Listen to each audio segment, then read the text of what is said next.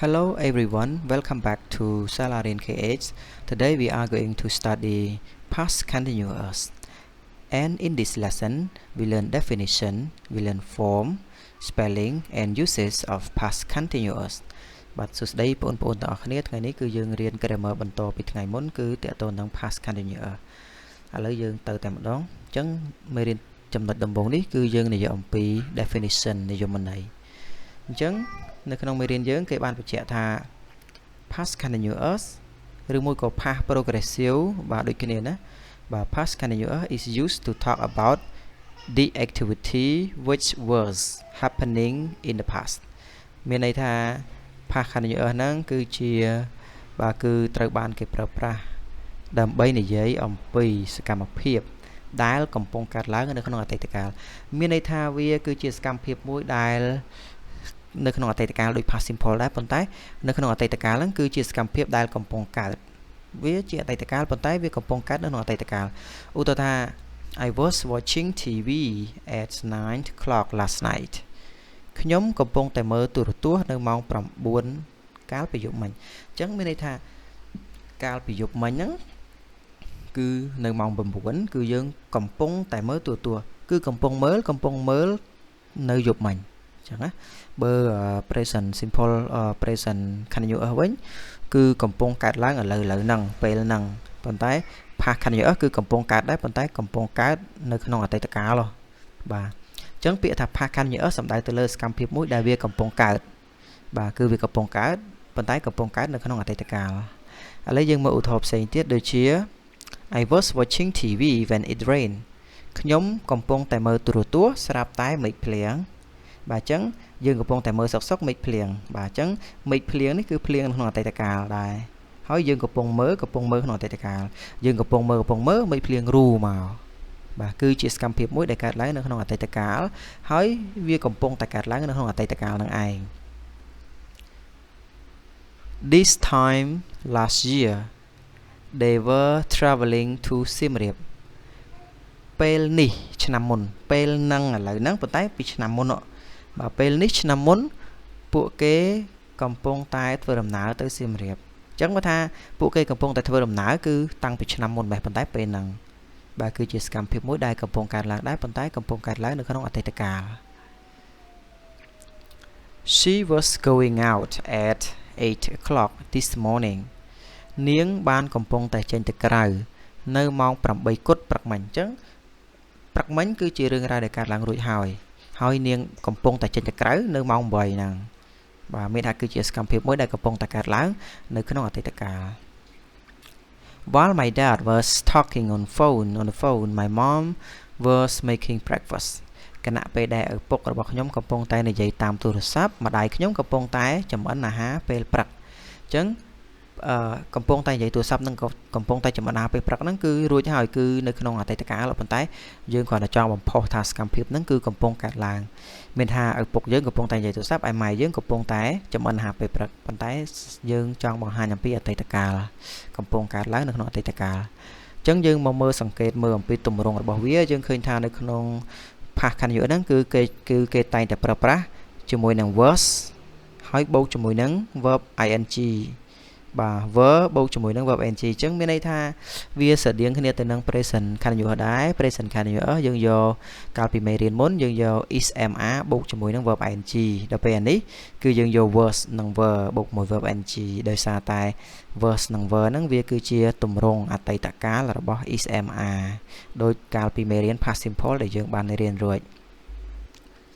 ឥឡូវយើងទៅមើល form តែម្ដងចឹងចំពោះរូបមន្តស្របគឺយើងយក subject plus ជាមួយនឹង verb ឬក៏ were ហើយ plus ជាមួយនឹង verb ដែលយើងត្រូវបន្ថែម ing ឥឡូវយើងមកឧទាហរណ៍ I was watching the video we were learning English grammar you were doing homework they were playing volleyball at the moment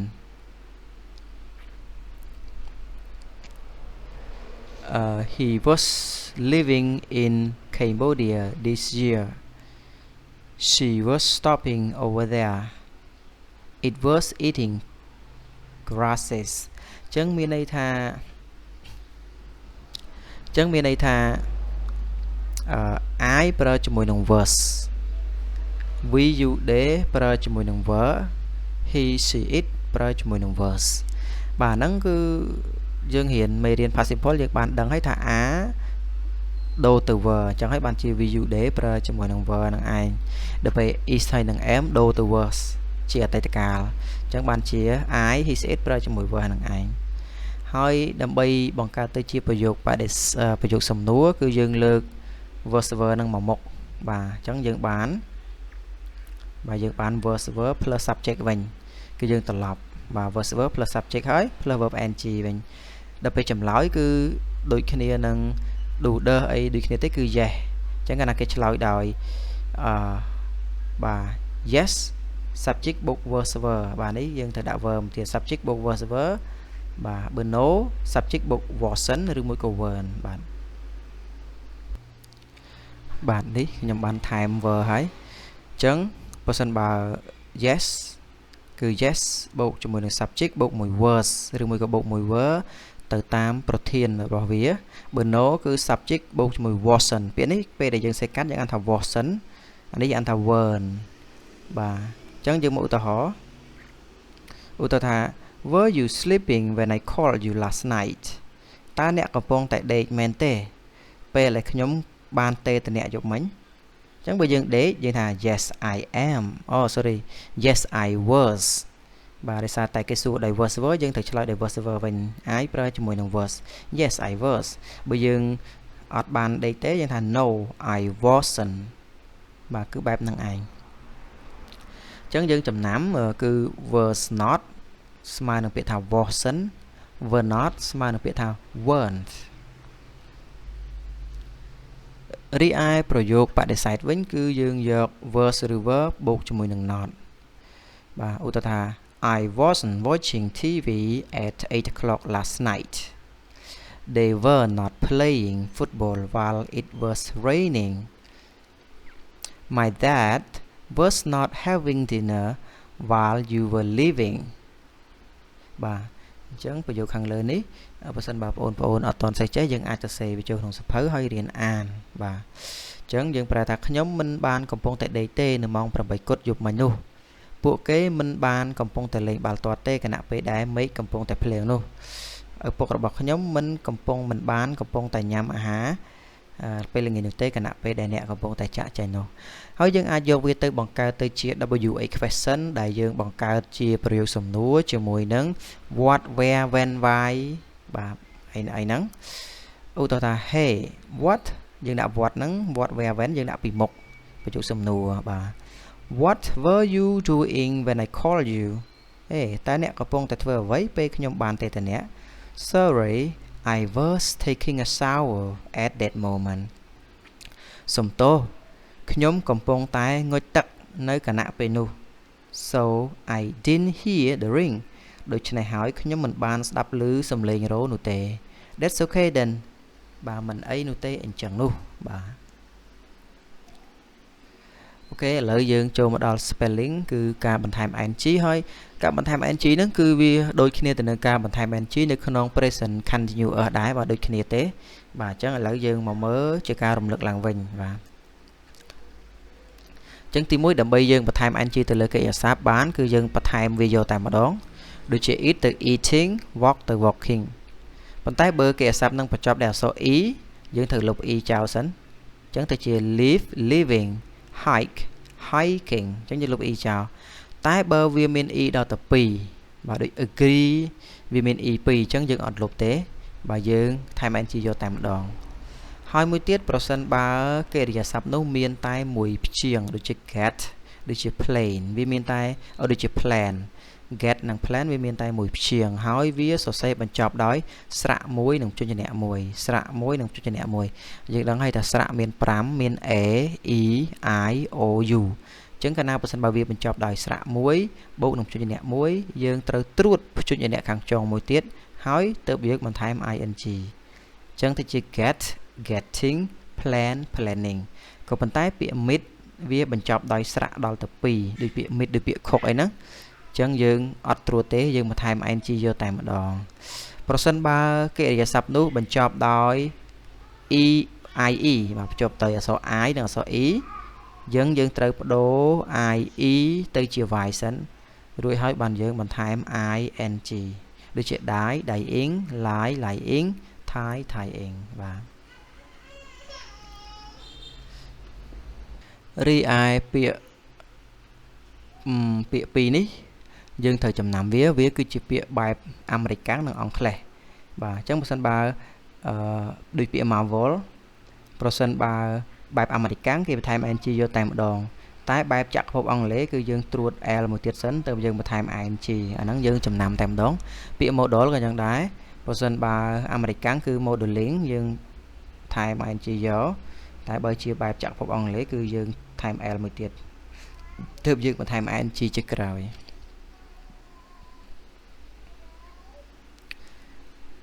បាទរីឯចំណុចទី5គឺប្រសិនបើពាក្យហ្នឹងមានច្រើនព្យាង្គគេអត់ត្រួតទេបាទគេអត់ត្រួតទេដូចជាពាក្យ visit ចឹងបាទនិយាយទៅដូចការបន្ថែម ed ដែរដែលយើងរៀនមេរៀនមុនហ្នឹងគឺ past simple ហ្នឹងគឺដូចគ្នាអញ្ចឹងប្រសិនបើពាក្យហ្នឹងមានច្រើនព្យាង្គគេអត់ត្រួតទេយើងបន្ថែម ing យកតែម្ដងអញ្ចឹងទៅជា visit visiting happen happening enter entering offer offering គឺថែមយកតែម្ដងប៉ុន្តែវាមានករណីពិសេសមួយប្រសិនបើពាក្យហ្នឹងវាមានច្រើនព្យាង្គមែនតែវាមានពីរព្យាង្គមែនក៏ប៉ុន្តែវាមានការអានសង្កត់សំឡេងនៅខាងចុងហើយការអានសង្កត់សំឡេងហ្នឹងគឺយើងដឹងវានៅពេលណានៅពេលដែលយើងឆែកបាច់យ៉ាងក្រមបាទយើងមើល note ខាងក្រោមដូចជា begin គឺគេបន្តនៅចំកណ្ដាលនៃពាក្យ begin នៃពាក្យ b ហើយនឹង begin អញ្ចឹងមានន័យថាគេអានសង្កត់សំឡេងកន្លែង begin នេះអញ្ចឹងបើសិនបើគេអានសង្កត់សំឡេងកន្លែង begin មានន័យថាពាក្យហ្នឹងយើងត្រូវត្រួតបាទឃើញគេត្រួតទេ begin អញ្ចឹងណាតែបើវាបន្តខាងមុខគេអត់ត្រួតទេបាទអាហ្នឹងតើយើងឆែកបាច់យ៉ាងក្រមបានដឹងឥឡូវយើងមកស្គាល់ពាក្យ3នេះទៅគឺពាក្យ begin beginning omit omitting occur occurring អញ្ចឹងពាក្យ3ហ្នឹងគេត្រួតហើយករណីពិសេសមួយទៀតប្រសិនបើកិរិយាសព្ទហ្នឹងបញ្ចប់ដោយស្រៈមួយព្យញ្ជនៈមួយមែនតែព្យញ្ជនៈហ្នឹងគឺអក្សរ w h y អញ្ចឹងយើងក៏អត់ត្រួតដែរយើងបន្ថែម ing យកតែម្ដងបាទអញ្ចឹងរាល់ spelling ការបន្ថែម ing ទាំងអស់ហ្នឹងយើងត្រូវចាំវាទិញវាចាំហើយអាចសរសេរវាចូលក្នុងសៀវភៅក៏បានបាទចូលដល់ចំណុចចុងក្រោយគឺ uses ការប្រើប្រាស់អញ្ចឹងទី1គឺ past continuous គេប្រើដើម្បីនិយាយអំពីគឺ happening in the past គឺកំពុងកើតប៉ុន្តែក្នុងអតីតកាលឧទាហរណ៍ថាវាកំពុងកើតដែរប៉ុន្តែកើតក្នុងអតីតកាលឧទាហរណ៍យប់មិញខ្ញុំកំពុងញ៉ាំបាយយប់មិញខ្ញុំកំពុងងុយទឹកអីចឹងណាបាទបែបហ្នឹងហើយជាទូទៅវាតែងតែភ្ជាប់ជាមួយនឹងពេលវេលាច្បាស់លាស់ម៉ោងច្បាស់លាស់អីចឹងទៅ My sister was sleeping but I wasn't This time last year I was living in PP ភ្នំពេញ What were you doing at 6 o'clock this morning បាទអញ្ចឹងកាលណាយើងសួរបែបនេះគឺចង់សួរអំពីសកម្មភាពកំពុងកើតឡើងថានៅម៉ោង6គត់ហ្នឹងគេកំពុងធ្វើអីបាទកាលពីព្រឹកមិញមួយទៀតគឺគេច្រើនប្រើប្រាស់វាជាមួយនឹង past simple គូវាបាទ past continuous អាចប្រើប្រាស់ជាមួយ past simple ដែលជាគូគ្នាបាទដែលជាគូគ្នាអញ្ចឹងគេហៅថា interrupted action in the past គឺសកម្មភាពកាត់ផ្ដាច់នៅក្នុងអតីតកាលអញ្ចឹងសកម្មភាពកាត់ផ្ដាច់ហ្នឹងគឺជា past simple បាទ past simple ជាឈ្មោះវាគឺ interrupted action បាទហើយយើងចំណាំទៅគឺ past continuous គេប្រើជាមួយនឹង past simple ដើម្បីជាគូគ្នាបង្ហាញពីសកម្មភាពមួយកាត់ផ្ដាច់ហើយ past continuous កើតឡើងមុនវាថាវាកំពុងតែកើតឡើងសុកស្រាប់តែ past simple កើតឧទាហរណ៍ថា I was streaming when it woke me up អញ្ចឹងអានេះវាជា past continuous អញ្ចឹងយើងប្រែថាខ្ញុំកំពុងតែយល់សពសុកស្រាប់តែវាបានដាស់ខ្ញុំឲ្យភ្ញាក់មានថាយើងកំពុងតែយល់សពសុកស្រាប់តែយើងភ្ញាក់ចង់បានន័យអញ្ចឹងមានន័យថាយើងកំពុងយល់សពហ្នឹងមុនហើយភ្ញាក់ក្រោយអញ្ចឹងកាលណាយើងឃើញថា past continuous ហើយនិង past simple ប្រើជាមួយគ្នា past continuous កើតឡើងមុនហើយ past simple កើតឡើងក្រោយមកកាត់ផ្ដាច់ While he was driving he met her ex គណៈពេលដែលគាត់កំពុងតែបើកឡានគាត់បានជួប ex របស់គាត់អញ្ចឹងមានន័យថាគាត់បើកឡានមុនហើយគាត់ជួបក្រោយបែបហ្នឹងណាអញ្ចឹងកាលណាយើងចង់និយាយអំពីសកម្មភាព2មួយកំពុងកើតហើយមួយទៀតកើតបន្តគឺត្រូវអាកំពុងកើតមុនហ្នឹងគឺយើងប្រើជា past continuous អាបន្ទាប់ហ្នឹងគឺប្រើជា past simple When you came my home I was living nơi pe để nè mọc đo tè bàn mọc tè nhóm á nhóm gặp bông tài chạ trên là mồm bà thay dương gặp bông tài chạ trên hiệp tròn gặp bông chạ tránh xẹp tay kia mặt đỏ đó và trong ban này chẳng mũi tiết đại dâm dậy mà nắng cứ đại cụ dậy mà nắng cứ specific time in the past miền pe về liệt bắt loa nơi khung tại cả hay pe về liệt bắt loa cứ phía trên cứ tẹt to nòng màu bà why were you doing that at 6 o'clock p.m. bà hãy đấy bà nè gặp bông tại thơ chẳng thơ rương năng nơi mong vào mùi cột là nghiệt. At 2 o'clock this afternoon I was playing volleyball with my friends nơi mong pi rồi xìl bà nhóm cầm bông tại lấy bà tè cho mùi năng mật nhóm bà chẳng cái nam miền pe liệt cho bà lọ bẹp nắng có cái prơ phá khăn nhớ ở đây mùi tiết riêng hai tha simultaneous action in the past bà simultaneous nắng prơ tha cát lãng đầm nà là kia chẳng cái na person bà scam phiệp pi vía cầm bông tại cát lãng đầm nà là kia cứ dương prơ phá khăn nhớ ở tầng ở bơ tp mảnh cái na scam phiệp cắt đách scam phiệp mùi cầm bông cát hỏi scam phiệp mùi tiết cát bát to cứ chỉ scam phiệp cắt đách chẳng dương prơ mùi phá khăn nhớ mùi phá simpleប៉ុន្តែប្រសិនបើចំណុចទី4នេះប្រសិនបើសកម្មភាព2វាបានកំពុងតែកើតឡើងដំណាលគ្នាអញ្ចឹងគឺយើងត្រូវប្រើ past continuous ទាំងអស់អាហ្នឹងយើងត្រូវតែចាំដោយសារតែនៅក្នុងលំហាត់ខ្លះគេឲ្យយើងប្រៀបធៀបអញ្ចឹងណាអញ្ចឹងរាល់ usage នៅក្នុង tense មួយដែលលោកគ្រូបរៀនយើងត្រូវតែទិញវាឲ្យចាំដើម្បីទុកយកមកប្រៀបធៀបជាមួយ tense ផ្សេងៗដើម្បីចែកគ្នាឲ្យដាច់ថាពេលណាត្រូវប្រើកាលអីពេលណាត្រូវប្រើកាលអីហើយសម្រាប់អ្នកដែលរៀនបានតិចមើល use ស្ដាប់ use នឹងអត់សូវយល់ទេសារតែខ្សោយគ្រឹះអត់ទាន់បានរៀនអត់ដែលសូវបានរៀនអញ្ចឹងណាបាទពីព្រោះថា use នេះគឺវារៀងស៊ីជម្រៅបន្តិចអញ្ចឹងកាលណាសកម្មភាព2កំពុងតែកើតឡើងដំណើរគ្នាគឺយើងប្រើ past continuous ទាំងអស់បាទយើងមើលឧទាហរណ៍ while my teacher was explaining the grammar I was yawning គណៈពេលដែលគ្រូខ្ញុំកំពុងតែបញ្យល់មេរៀន grammar ខ្ញុំកំពុងតែស្ងាប់មានន័យថាយើងគ្រូកំពុងតែបញ្យល់ហើយយើងក៏កំពុងតែស្ងាប់ដែរគឺសកម្មភាពនៃការស្ងាប់និងសកម្មភាពនៃការបញ្យល់គឺវាកើតឡើងទន្ទឹមគ្នាចឹងណាវាយើងចង់និយាយអំពីសកម្មភាពណាមួយកើតឡើងទន្ទឹមគ្នាយើងប្រើ past continuous ទាំងពីរទៅតែបើយើងប្រើ past continuous មួយ past simple មួយមានថាអា past continuous កំពុងកើតសុកអា past simple ហ្នឹងកើតឡើងបន្ទាប់គឺមកកាត់ផ្ដាច់It was raining and they were stopping វាកំពុងតែភ្លៀងហើយពួកគេកំពុងតែឈប់ដែរអញ្ចឹងកំពុងភ្លៀងកំពុងឈប់គឺដំណើរគ្នាបើហើយចំណុចដែលយើងត្រូវចងចាំគឺ when ជាទូទៅ when គេប្រើជាមួយនឹង past simple ណាបាទយើងមើលកន្លែង when ប្រើមួយ past simple បាទហើយwhile គេប្រើជាមួយនឹង past continuous បាទអញ្ចឹងនៅក្នុងមេរៀននេះគឺមានតែប៉ុណ្្នឹងទេបើសិនបើបងប្អូនទាំងគ្នាមានចម្ងល់អាចcomment សួរនៅខាងក្រោមបានបាយបាយ